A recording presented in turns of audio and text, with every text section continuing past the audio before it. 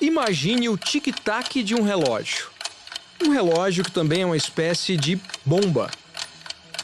O secretário de Comércio dos Estados Unidos, Howard Lutnick, confirmou que as tarifas impostas pelo país vão entrar em vigor no dia 1º de agosto contra o Brasil. Segundo Lutnick, não vai haver prorrogação e nem período de carência. E ele acrescentou que, na data, a alfândega vai começar a arrecadar o dinheiro, a alfândega americana.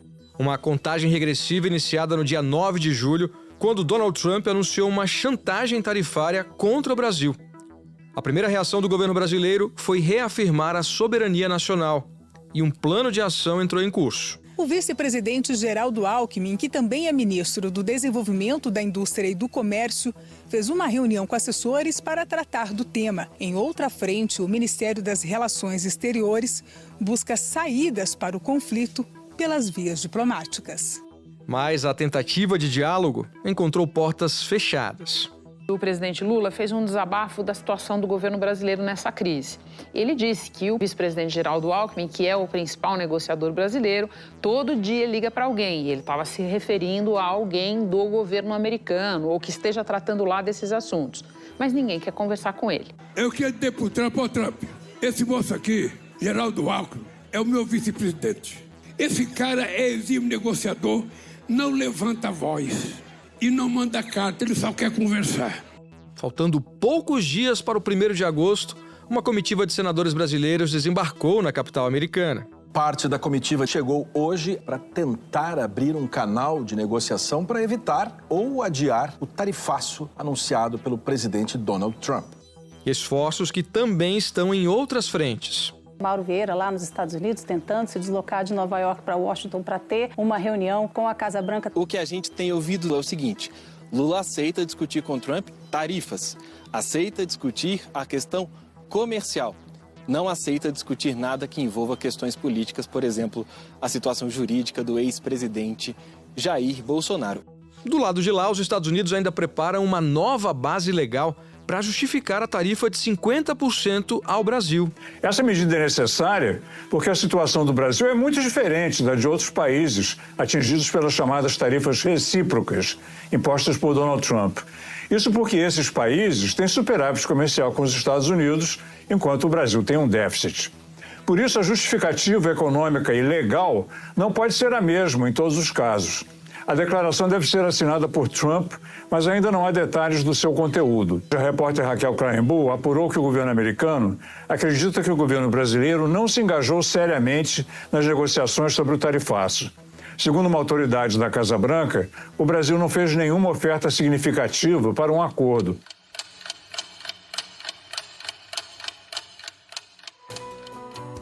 Da redação do G1, eu sou Natuzaneri e o assunto, hoje com Alan Severiano, é...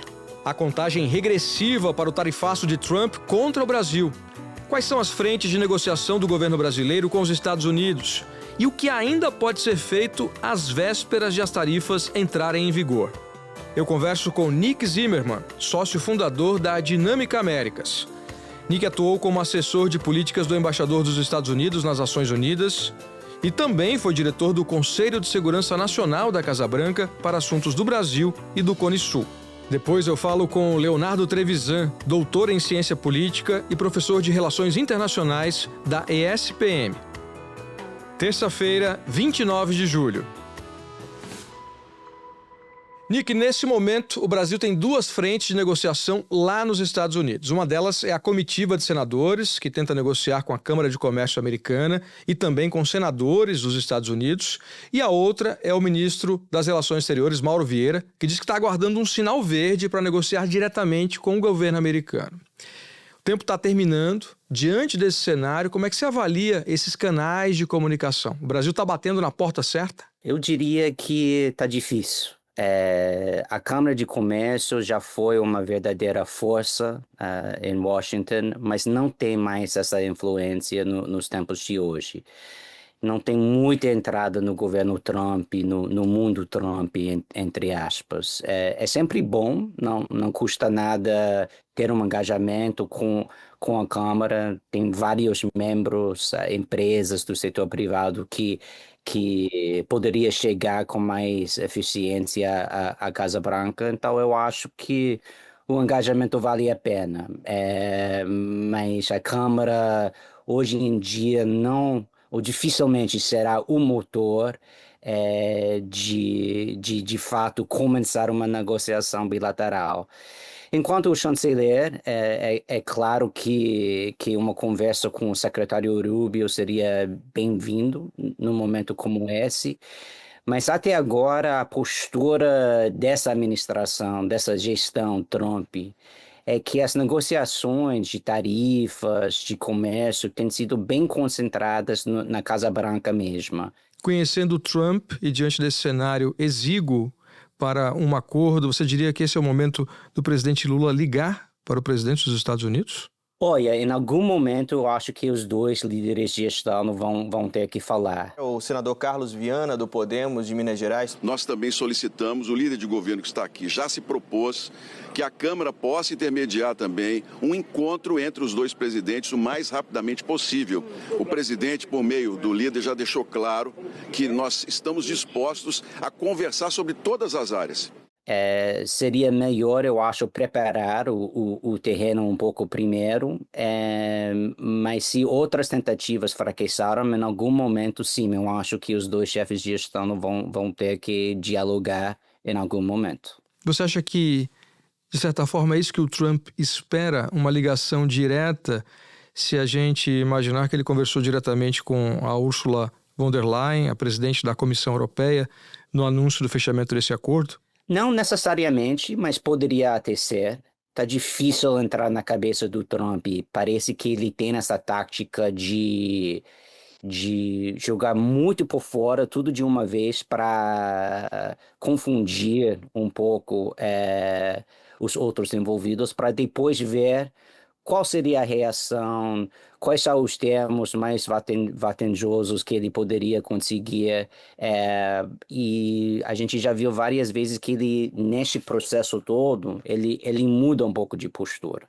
O Trump atenderia uma ligação do presidente do Brasil nesse momento, diante dos termos em que ele impôs essa chantagem ao governo brasileiro?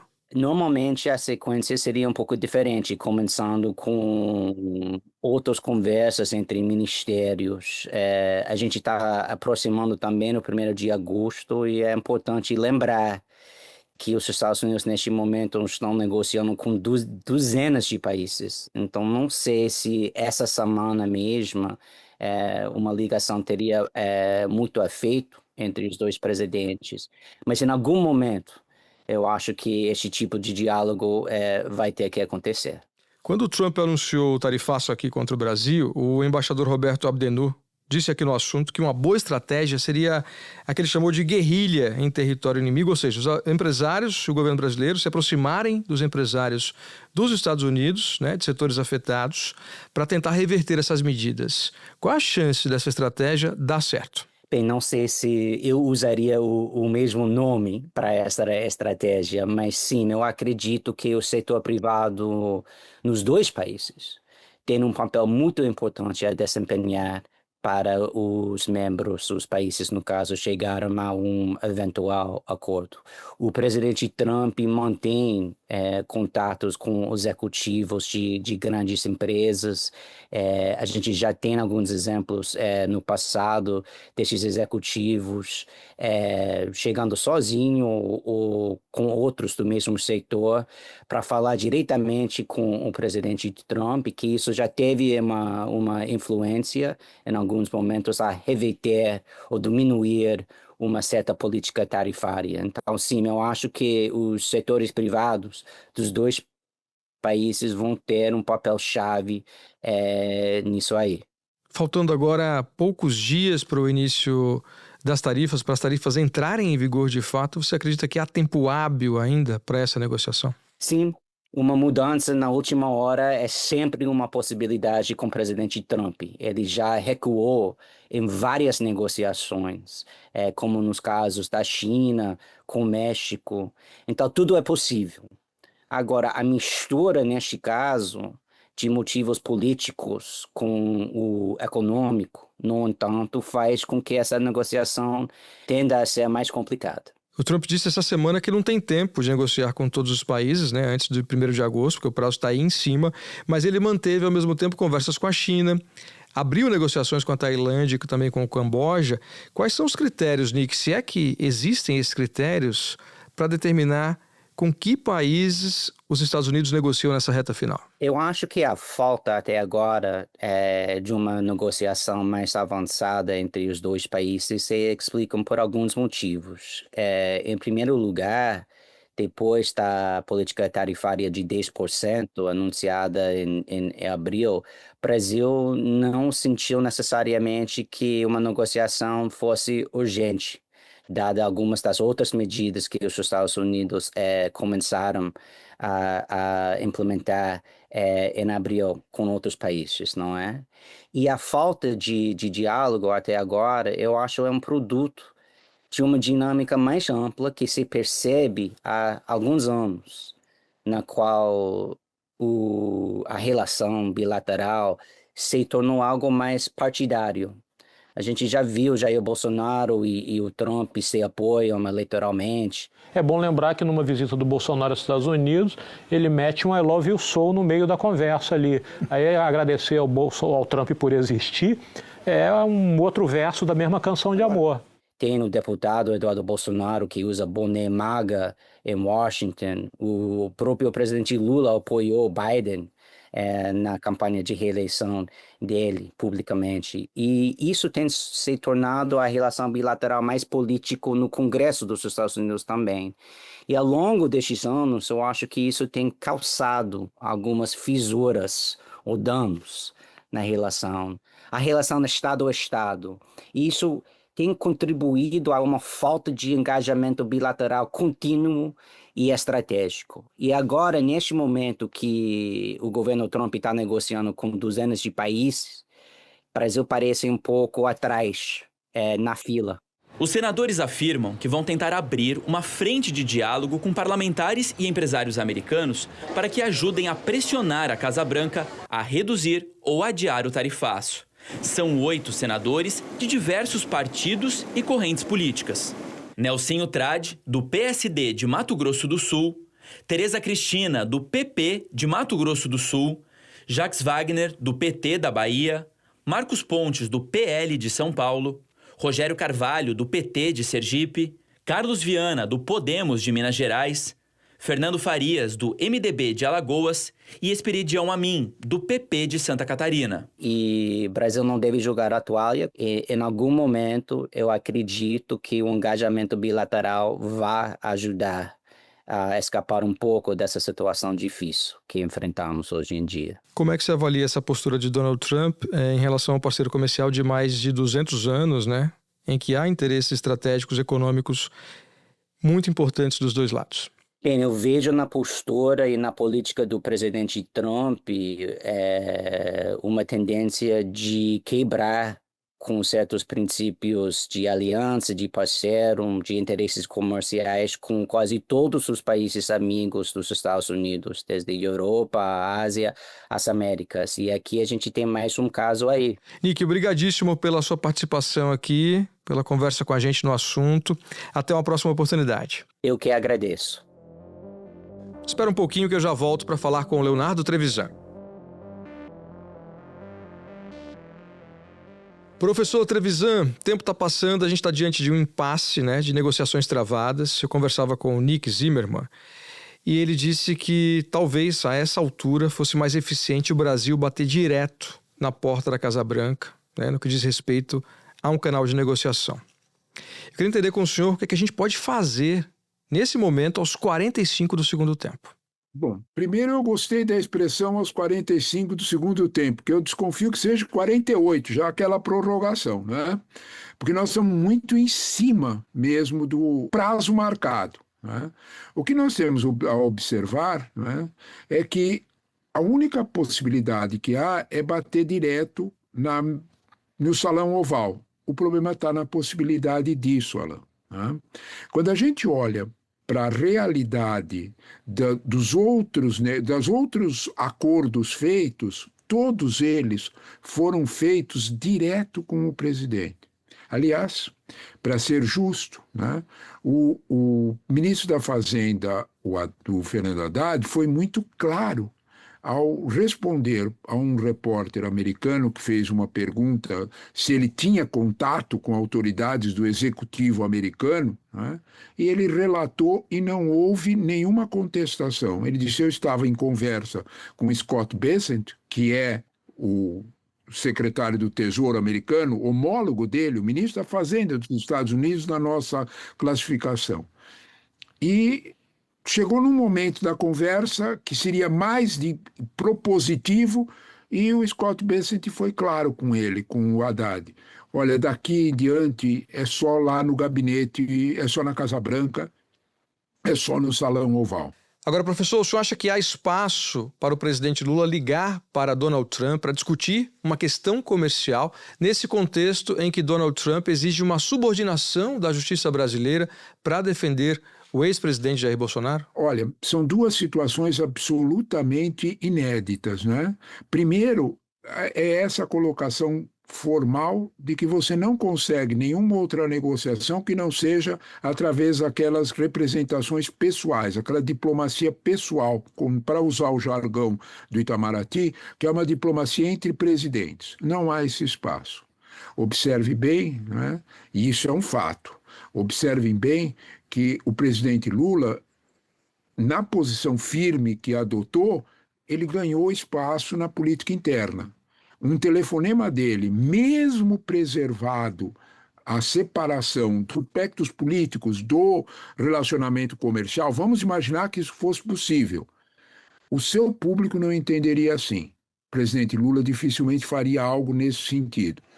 Trump, o dia que você quiser conversar, o Brasil estará pronto e preparado para discutir, para tentar mostrar o quanto você foi enganado com as informações que te deram. Está aqui o meu conversador número 1. Tá? Ninguém pode dizer que o Alckmin não quer conversar. Todo dia ele liga para alguém e ninguém quer conversar com ele. Aliás, ele deixou bem claro, numa manifestação que todos assistiram, o Trump pode pegar o telefone e ligar para mim, eu falo com quem me liga. Em outras palavras, que a iniciativa passasse para o Trump. Né? Seria um recuo muito forte em termos de política interna. Funcionaria? Outra pergunta. Talvez não. O presidente Lula teve uma relação aparentemente boa com outro republicano polêmico à época, o presidente George W. Bush. O que é que faz a situação nesse momento ser diferente? George W. Bush respeitava totalmente os aspectos multilaterais da governança mundial. Não é o caso de Trump. Durante a era de George Bush, a OMC funcionava perfeitamente. Os Estados Unidos não apresentavam negativa após negativa de forma a anular as nomeações de juízes para os contenciosos da OMC. Isso começou no primeiro governo Trump, seguiu no governo Biden, vamos ser sinceros, e a OMC é um tigre sem dentes. Conversar com George W. Bush era uma realidade. George W. Bush era filho de presidente, pertencente a todo, vamos dizer assim, né? Pertencente à cúpula republicana tradicional. Não é o caso de Trump. E de forma nenhuma a possibilidade daquele entendimento que havia entre Bush e Lula, uma sintonia pessoal, isso não se estabeleceu.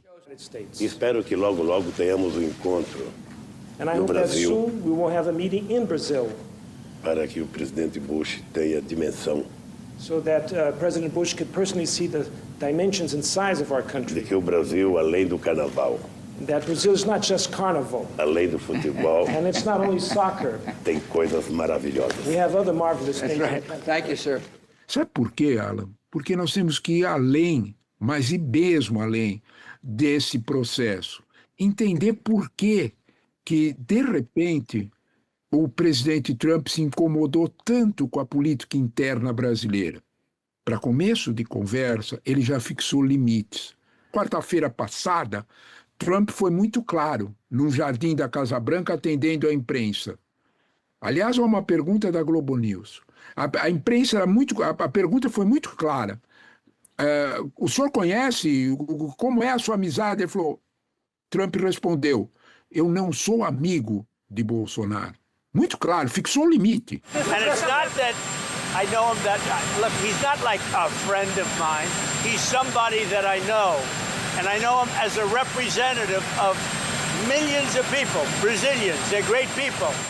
Ele é um bom homem, um bom líder do Brasil, mas eu não sou amigo dele. Deixou bem claro do que estava se tratando. Alan, o que se trata é que o Brasil é, literalmente, um bode expiatório nesse processo. Ou a gente entende isso ou não entende os 50%. Nós estamos vivendo um efeito demonstração. O que é esse efeito demonstração? Todos os demais países vão ter que se acomodar sem nenhuma diferença. O que aconteceu com o Japão e com a União Europeia foi algo absolutamente inédito nas relações internacionais.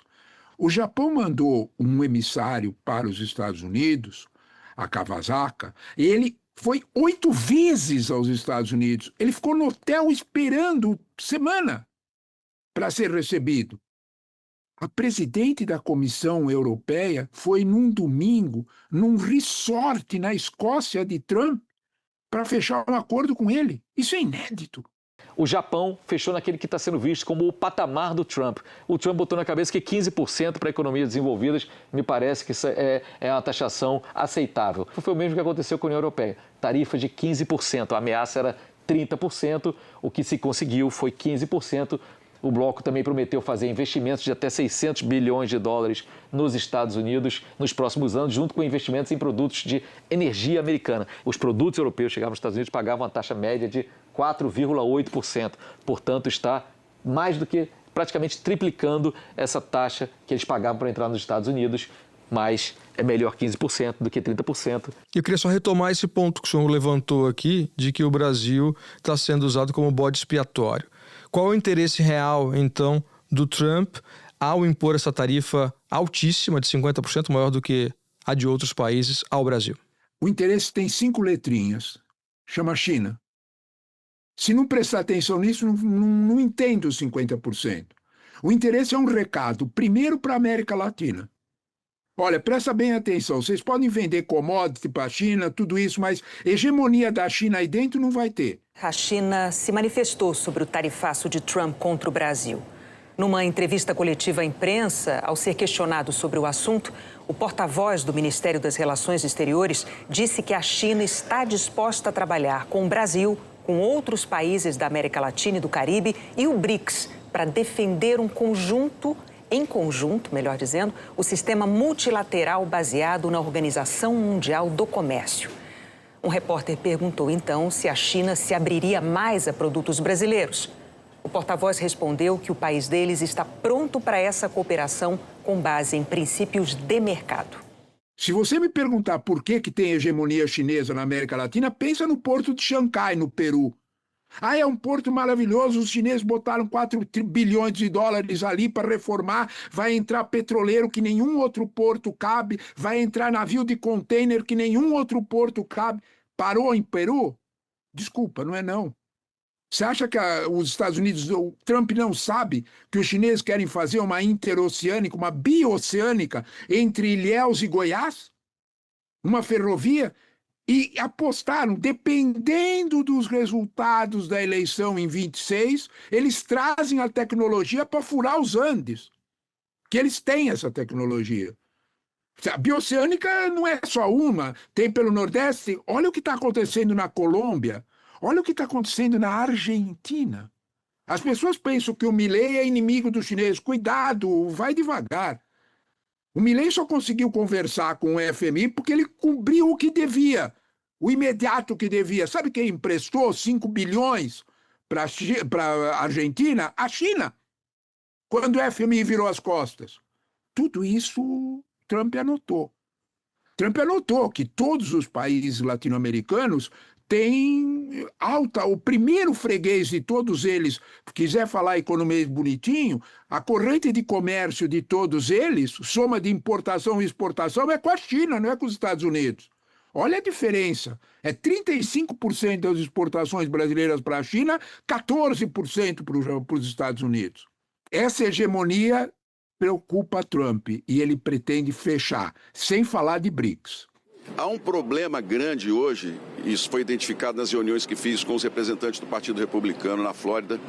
O Brasil tomou uma posição junto dos BRICS que hoje os Estados Unidos não concordam, que não é só um grupo econômico. O Brasil está trabalhando uma geopolítica militar com a China e os americanos não querem esse acordo. Houve anúncio de que o Brasil vai ampliar a rede de satélites com a China, que o Brasil vai fazer cabos submarinos. Os americanos entendem isso como uma ameaça à geopolítica militar no mundo. Então o Brasil precisa trazer à mesa esses assuntos que são nossos interesses de soberania, mas que envolvem outras nações. Agora, dado o tom de ultimato, o risco não é exatamente o contrário, né? Fazer com que o Brasil estreite ainda mais relações com a China e se afaste dos Estados Unidos? O Brasil conhece esse risco. Isso é absolutamente contrário às tradições brasileiras. O corpo técnico profissional do Itamaraty, que está um pouco apartado dessas negociações, sabe perfeitamente que a tradição brasileira é de nunca estar de um lado só. O Brasil sempre, até mesmo durante a Guerra Fria, o Brasil sempre manteve um pé em cada canoa, exatamente para manter a nossa independência. Se nós tendermos muito para o lado dos Estados Unidos, não é conveniente. Se tendermos muito para o lado da China, também não. A presença chinesa, o recado para o Brasil, é porque, se você olhar para os BRICS, fazer isso com a África do Sul, a África do Sul é pequena, é um contexto africano. A África do Sul tem um PIB de 380 bi. Com a Índia não dá para se mexer. Os Estados Unidos não ousariam, e o Modi tem uma relação pessoal com o Trump. A Índia tem um ponto importante para... Sobrou quem nos BRICS? Sobrou o Brasil, não é? E o recado não é só para a América Latina. Os BRICS estão em expansão. O recado vale até para um aliado muito presente, Arábia Saudita e Emirados Árabes Unidos. Vale até para eles. Não mexam com a gente. Olha o que está acontecendo com o Brasil. Professor, diante desse cenário, né, levando em conta que há frentes por parte do Executivo brasileiro, do governo brasileiro e também por parte do Parlamento brasileiro de tentar uma negociação, há espaço para reduzir a tarifa de pelo menos alguns produtos que têm um impacto maior eventualmente na inflação americana, por exemplo, em que os Estados Unidos dependem mais das exportações brasileiras? Olha, se você me perguntasse se eu faria alguma aposta, eu faria duas apostas, que existem espaço localizado e setorializado. O primeiro deles, sem dúvida nenhuma, é a Embraer. A Embraer tem uma cadeia produtiva tão amarrada com os Estados Unidos, com empresas aéreas, da indústria aeronáutica americana, que não é vantagem nenhuma para eles fecharem as portas para a ligação com a Embraer. Então, portanto, toda a aviação regional dos Estados Unidos, olha que coisa interessante. No aeroporto de Washington, no LaGuardia de Nova York, 80% dos voos são regionais. Nesses 80% dos voos que são regionais, mais de 50% é jato da Embraer. Então, quando você olha para isso, tem importância, né? Então, eu acredito que Embraer, por exemplo, é algo que vai abrir porta. Outro setor que eu acredito que vai abrir porta é celulose. Isso aí vai abrir porta, porque os Estados Unidos compram. O Brasil atende mais de 30% da demanda interna de celulose. Quando a gente fala de celulose, não é papel, viu? Quando a gente fala de celulose, é papel, papelão, é tudo que é embalagem. Quando você fala em embalagem, junta com e-commerce. Opa! O bicho fica grande. Então, de alguma forma, quando você olha para isso, não há dúvida alguma que esses dois setores vão ter força própria para chegar no Salão Oval e dizer, olha, para nós, sabe, Alan, vai ser igualzinho o que aconteceu com a China. Na última rodada de negociação em junho, Washington e Pequim anunciaram um acordo preliminar, um acordo para interromper a escalada de tarifas até então. Na época, Trump ameaçava taxar produtos da China em 145% e a China taxaria em 125% produtos americanos. Só que aí, depois de conversas, os dois baixaram para 30% e 10%, respectivamente. Enquanto isso, representantes comerciais dos Estados Unidos e China começam uma terceira rodada de negociações sobre um possível acordo. O que se espera é que os dois lados concordem em estender a pausa nas tarifas por mais 90 dias, para terem mais tempo ali de negociação. Diferentemente dos outros países que vão enfrentar novas tarifas a partir da próxima semana, o prazo para a China é 12 de agosto.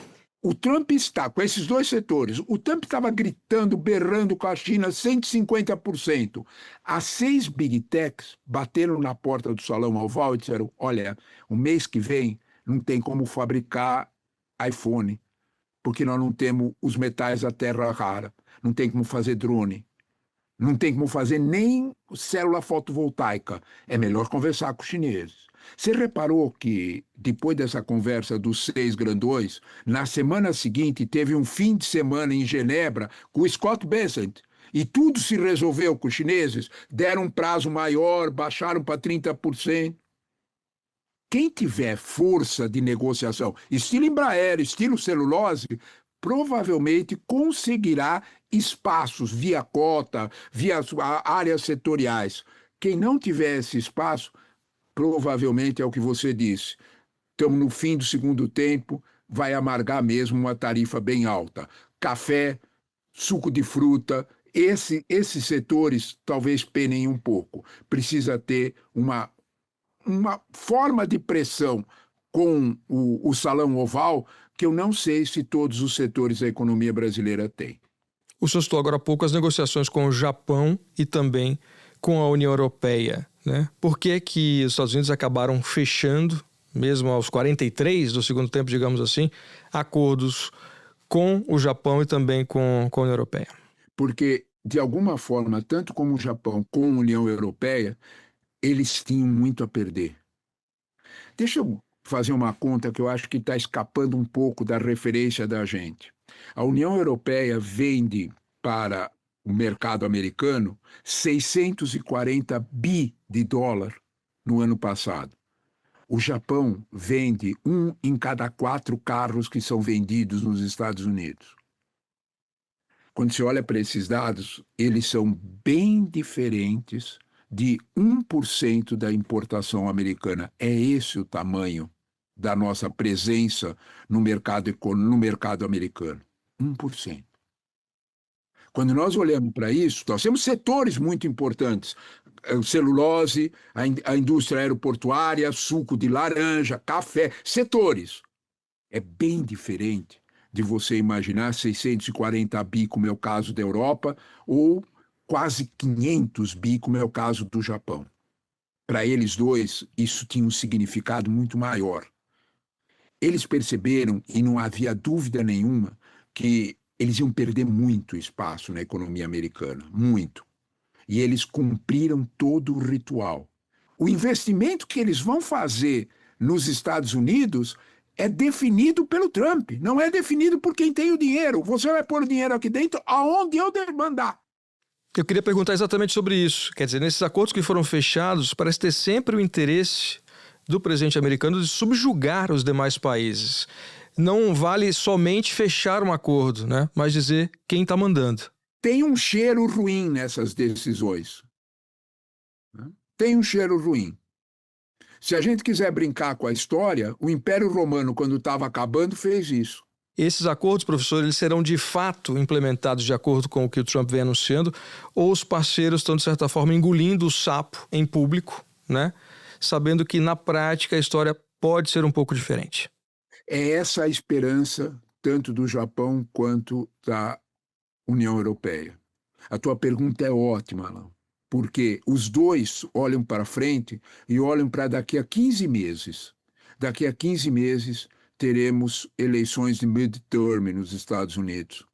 Essas eleições podem ser decisivas. Se o Trump perder o controle de uma das casas do Congresso, acabou o governo dele. Ele vai ser um pato manco, como já foram vários. E ele sabe disso. Daí a pressa. Porém, se algo que está mais ou menos consolidado entre os analistas econômicos americanos é que o risco de recessão nos Estados Unidos aumentou. É bom lembrar que Biden e o governo democrata e toda a posição democrática foi derrotada pelo bolso dos Estados Unidos. Ninguém esqueceu a inflação. Se a inflação chegar nos Estados Unidos no ano que vem, provavelmente na eleição de novembro, o bolso vai cobrar o seu preço. Basta a gasolina subir. Então, quando nós olhamos para esse quadro, a mentalidade do americano comum, médio, é uma mentalidade do aqui e agora. Se o preço subiu, a culpa é do governo. Europeus e japoneses estão apostando que vai dar para reconfigurar isso depois do midterm.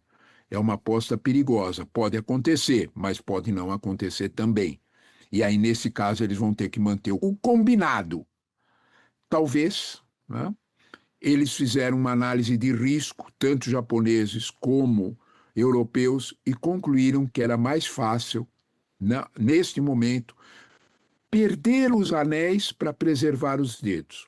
O Brasil, evidentemente, também pode estar contando com esses 15 meses. Agora, o Brasil ainda não fechou acordo, ao contrário do Japão e da União Europeia.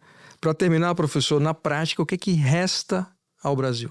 Resta ao Brasil, sinceramente, de alguma forma, começar a fazer cálculos muito fechados sobre os setores que vão ser mais prejudicados. O governo já está fazendo isso. Os ministros da Fazenda, Fernando Haddad, e do Desenvolvimento, Indústria, Comércio e Serviços, vice-presidente Geraldo Alckmin, discutiram o tarifaço hoje com Lula aqui no Palácio do Planalto. Entre os temas, o plano de ajuda aos setores que podem ser mais afetados com a tarifa de 50%. Mas os detalhes do plano ainda dependem da extensão das medidas americanas que efetivamente vão entrar em vigor. A palavra final será de Lula. O plano de contingência é um plano que está sendo elaborado, bastante completo, bem feito, mas todo o empenho agora nessa semana é para a gente buscar resolver o problema. O ministro da Indústria e Comércio, que é o Geraldo Alckmin, né?